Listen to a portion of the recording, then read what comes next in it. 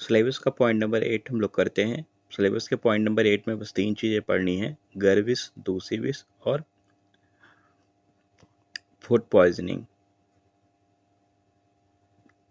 तो देखिए, दूसरी विष और गर्विश में आपको जब क्लासिफिकेशन मैंने बताया था तो इतना तो बता दिया था कि दूसरी विष क्या होता है और गर्विश क्या होता है। तो गर तो आपको क्लियर है कि या तो विष रहित द्रव्यों के संयोग से बनेगा, या साविष और निर्विष द्रव्यों के संयोग से बनेगा, या साविष साविष द्रव्यों के संयोग से बनेगा, ये गर्विश होता है। और दूसरी विष क्या होता है, तो या तो वो क्या कहते हैं, अस्थावर, जांगम, ये दोनों हुए आकृतिम, और कृत्रिम विष के संयोग से बनेगा। ठीक है, तो डिफिनीशन आपको पता है कि कैसे था। तो हम लोग पहले दूसरी विष करते हैं।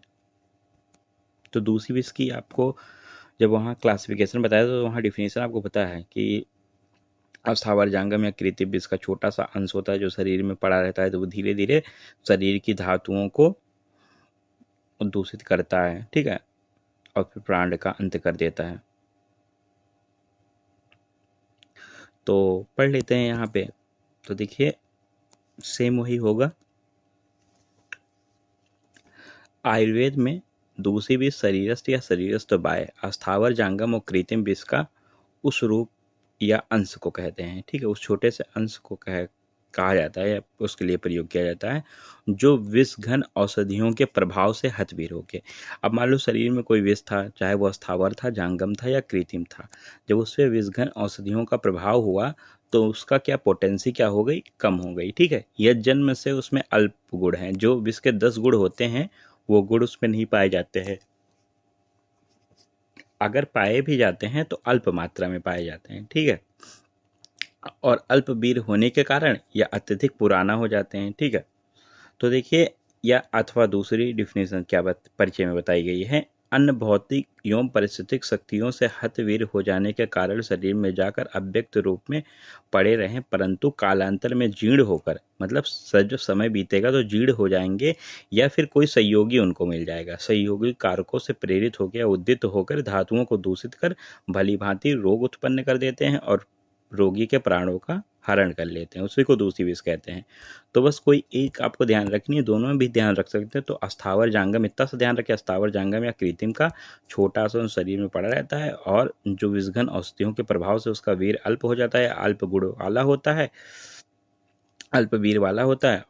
तो भौतिक परिस्थितियों या शक्तियों से हतवीर हो जाने के कारण जब समय बीत जाता है तो कालांतर में जब वो जीर्ण हो जाता है या कोई सहयोगी उसको प्रेरित कर देता है तो फिर से वो उद्दीत हो जाता है और दूषित कर देता है। ठीक है, धातुओं को, रक्तादि रसादि धातुओं को। ठीक है, तो रोगी में रोग उत्पन्न हो जाएगा जिससे प्राणों का हरण कर देगा। इसी को दूसरी विष कहते हैं। तो बस वो अगर क्लासिफिकेशन आपने ध्यान दिया था तो यहाँ भी आपको दिक्कत नहीं हुई होगी। अब बात करते हैं निरुक्ति की। तो देखिए, निरुक्ति क्या है, दूसरी जो शब्द है दूस धातु में ऋच या इन प्रत्यय लगाकर बना है। ठीक है, दूस का अर्थ होता है अपवित्र या खराब करने वाला, और दूसी का शाब्दिक अर्थ क्या होता है, तो आंखों का कीचड़। तो बस दूसरी शब्द कैसे बना है, दूस धातु में ऋच या इन प्रत्यय लगाकर बना है, और दूस का अर्थ होता है अपवित्र या खराब, और दूसी का अर्थ होता है आग का कीचड़। अब बात करते हैं सुश्रुत ने क्या बताया है। तो देखिए, सुश्रुत ने बताया है बीच जो होता है देश, काल, अन्न और दिन में सोने, ये कारण होते हैं। देश पे डिपेंड करेगा, काल पे डिपेंड करेगा, अन्न पे डिपेंड करेगा, और दिन में सोने से। ठीक है, तो ये क्या करेगा, बार बार धातुओं को दूषित करता है, और जब धातुएं दूषित हो जाएंगी तो इसी को दूषी विष कहते हैं। ठीक है, ये थी इसकी निरुक्ति। अब इसकी परिभाषा की बात करते हैं।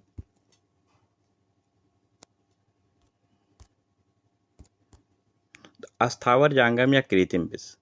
ठीक है, आपको ये तो पता है कि अस्थावर, जांगम में कृत्रिम विष का छोटा सा अंश होता है। ठीक है, तो वह अंश जो पूर्ण रूप से शरीर से बाहर नहीं निकल पाता, मतलब जब उसे औषधि दी जाती है तो शरीर से बाहर नहीं निकल पाता है, तो शरीर में पड़ा रहता है। ठीक है, और किंतु वो पच भी जाता है, अथवा विषघन औषधियों के प्रभाव से हतवीर हो जाता है। या तो वो पच जाता है, या जब उसे विष नाशक औषधियाँ दी जाती हैं तो उसका प्रभाव जो होता है, उसका वीर्य जो होता है, उसकी पोटेंसी क्या हो जाती है, कम हो जाती है, तो शरीर में पड़ा रहता है,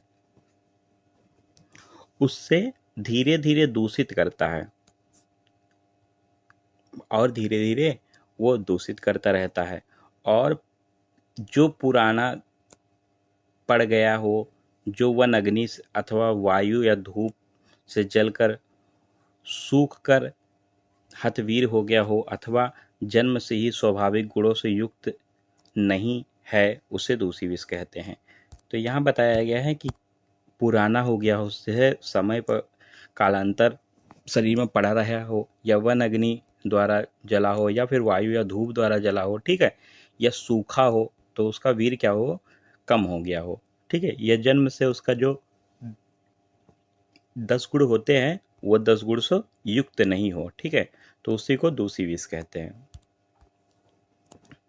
दूषी विष के प्रकोप कारण क्या होते हैं, तो आचार्य सुश्रुत ने दूषी विष के प्रकोप कारण बताए हैं शीत, अनिल, अनिल मतलब वात, वायु, दुर्दिन, दुर्दिन मतलब क्लाउडी डेज, ठीक है, ये सभी दूषी विष के प्रकोपित कारण हैं, मतलब प्रकोपित का उसको प्रकोपित करते हैं।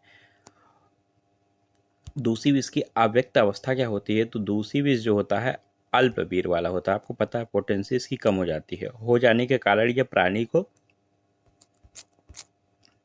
शीघ्र नहीं मारता है, और जब शीघ्र नहीं मारेगा तो पड़ा रहता है, तो ये कफ द्वारा आवृत हो जाता है, मतलब इसको कफ की कवरिंग मिल जाती है, तो ये वर्षों तक शरीर में बना रहता है, और इसके बाद इसके लक्षण शीघ्र व्यक्त नहीं होते हैं, ठीक है, कालांतर में व्यक्त होते हैं, किसी से प्रेरित होकर ही व्यक्त होते हैं। अब दूसरी इसके निदान की बात की जाए तो देखो निदान क्या है, तो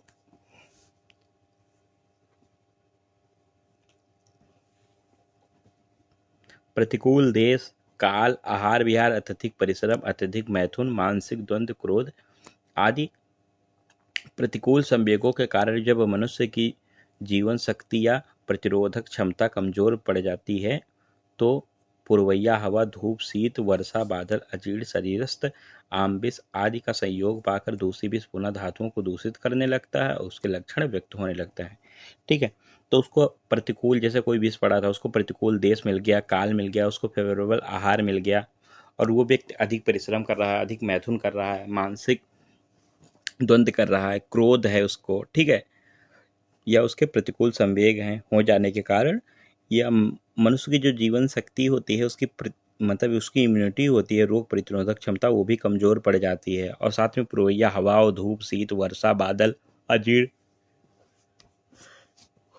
इन सबका भी सेवन करता है, संयोग पाकर दूषी विष क्या होता है, प्रेरित हो जाता है, तो धातुओं को दूषित करने लगता है, फिर उसके लक्षण भी व्यक्त होने लगते हैं। ये थे निदान। पूर्व रूप क्या क्या दिखता है, तो आचार्य सुश्रुत के अनुसार पूर्व रूप उसमें होते हैं वो निंद्रालु, भारीपन, जृंभा, संधियों में शिथिलता होगी, रोमांच होगा और अंगमर्द, ठीक है, अंगों का टूटना। देखो दूसरी विष के लक्षण क्या होंगे आचार्य चरक के अनुसार, तो दूसरी विष के जो लक्षण होंगे, सर्वप्रथम वो विष जाएगा तो शरीर के रक्त को दूषित करेगा, और रक्त को दूषित करेगा तो वहाँ पे अरूसी का मतलब फुंसियाँ, चकत्ते होंगे, किटिब होगा, कुष्ठ का एक भेद है, और कोट होगा, ये सब रोग उत्पन्न कर देता है, लक्षण के रूप में ये सब दिखाई देगा। आचार्य सुश्रुत ने थोड़ा डिटेल में बताया है कि भिन्न पुरुष होगा मतलब अतिसार होगा, भिन्न वर्ण होगा मतलब चेहरे का वर्ण बदल जाएगा, मुख से विगंध मतलब दुर्गंध होगी, मुख में वायरस मतलब उसका स्वाद का बदलना होगा, पिपासा उसको लगेगी, मूर्छा होगा, वमन करेगा, और उसकी वाणी अस्पष्ट होगी, और दुखी होगा, और सन्निपातज उदर रोग होंगे उसको, दुष्योदर। अब शरीर में अवयव विशेष में स्थित दूसरी विष, उसके क्या लक्षण होंगे, तो देखो आमाशय में होगा तो क्या लक्षण होंगे, पक्वाशय में होगा तो क्या लक्षण होंगे, तो देखो आमाशय में अगर है तो आमाशय स्थित जो दूसरी विष होगा वो कफ वात के लक्षण उत्पन्न करेगा, ठीक है, और अगर वो पक्वाशय में पहुंच गया तो वो वात पित्त के लक्षण को उत्पन्न करेगा, तथा रोगी के सिर के बाल और उसके जो रोम होते हैं, शरीर पर जो रोए होते हैं वो क्या होते हैं, झड़ जाते हैं, ठीक है, और वो पंख कटे हुए पक्षी की भांति दिखाई पड़ने लगता है। और फिर क्या और भी होगा, तो रस धातु आदि स्थित दूसरी विष क्या हो गए, धातु जन रोगों को उत्पन्न करेगा। जैसे रस में है तो रस धातु जन रोग, रक्त में है तो रक्त धातु जन रोग, ऐसे रोग उत्पन्न करने लगेगा।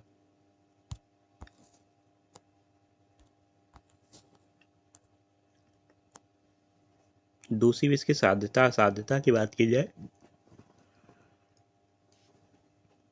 तो देखो, आत्म संयमी पुरुष अगर है तो उसके अंदर अगर नवीन रोग है तो साध्य होगा, 1 वर्ष तक पुराना है तो याप्य होगा, ठीक है, अगर आत्म संयमी है तो। लेकिन अगर व्यक्ति क्षीण है या अहित सेवी है, मतलब अहितकर भोजन का आहार विहार का सेवन कर रहे, तो दूसरी विष क्या होगा, असाध्य होगा उसके अंदर। दूसरी विष के शास्त्रोक्त चिकित्सा क्या है, तो देखो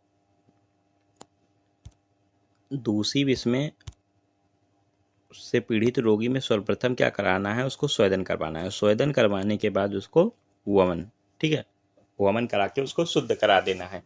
और फिर शरीर को शुद्ध हो जाने के बाद जो दूसरी विषादी अगध होते हैं उनका कुछ दिनों तक लगातार सेवन कराना है। जैसे पीपली, कृततीर्ण, जटामांसी, सावर, लोद्र, केवटी, मोथा, सुवर्चिका, सूक्ष्मेला, स्वर्ण गैरिक, इसको मधु के साथ मिलाकर उसको सेवन कराना है, ठीक है। अब दूसरी इसके उपद्रव, उसकी चिकित्सा, तो देखिए उपद्रव होंगे जो ज्वर, दाह, हिक्का, अनाह, शुक्र क्षय, सोफ, अतिसार, मूर्छा, हृदय रोग, उन्माद, कंपन, ये सब उपद्रव उत्पन्न होंगे। तो क्या चिकित्सा होगी, तो देखिए इसमें विशिष्ट चिकित्सा जो होगी दूसरी विष में, वो तुत्त भस्म, गंधक रसायन और कल्याणक घृत विशेष रूप से लाभदायक होता है। और इसमें अब विरेचन करवाया जाएगा। तो विरेचन कैसे होगा, तो कोष्ठ के शोधन के लिए तुत्त की भस्म 375 से 750 mg तक रोटी में लपेट कर देना है, या लिट्टी बाटी जो होती है उसके अंदर भर कर रोगी को दे देना है, ठीक है, निगलवा देना है। और फिर उसके ऊपर से उसको 50 से 100 ग्राम घृत का पिला देना है। और घृत जब पिएगा तो लगभग 2 घंटे बाद वो विरेचन करेगा। और फिर पुनः उसे 50 ग्राम घृत पिलाना है और फिर विरेचन करेगा, फिर उसे 50 ग्राम घृत पिलाना है, फिर विरेचन करेगा। इस क्रम को तब तक जारी रखना है जब तक पैखाने में रूप में उसका पिया हुआ घृत ही ना रहे। जब उसका पोस्ट पूरी तरह से साफ हो जाए, जब वो विरेचन करे तो सिर्फ घृत आने लगे, तो इसको अधिकतम कितनी बार कराना, अधिक 10 से 12 बार ऐसा कराना है। इससे जो होता है उसका उदर साफ हो जाएगा और जो विष विकार होंगे वो भी शांत हो जाते हैं, उसकी बेचैनी दूर हो जाती है, उसको भूख लगने लगती है। और भूख लगने पर उसको 2-3 दिन तक केवल मूंग की खिचड़ी ही खिलाना है। रसायन क्या क्या प्रयोग होंगे, तो देखिए रसायन में जो 2 महीने तक गंधक रसायन 1 ग्राम और उसके सम भाग में मिश्री मिलाकर साय दूध से देना है, ठीक है। और कल्याणक घृत 10 से 20 ग्राम दिन में 2 बार उसको चटाना है। दूसरी विष के संपूर्ण विकार शांत हो जाए तो शरीर और निर्मल मन शांत हो जाएगा, ठीक है, शरीर निर्मल और मन शांत हो जाएगा जो संपूर्ण विकार शांत हो जाएंगे। तो अब अगर जीर्ण है, विष प्रकोप है, ठीक है, जीर्ण विष प्रकोप है तो क्या निम्न औषधियाँ होंगी, तो देखिए उनके लिए स्वर्ण भस्म, स्वर्ण माक्षिक भस्म, पन्ना भस्म, पुखराज भस्म, परवाल पिष्टी, परवाल पंचामित्र, रसादि चूर्ण, तप्तादि लो, इन सब चीज़ों इन योगों का प्रयोग करना होता है। तो हम लोगों का दूसरी विष कंप्लीट हो गया।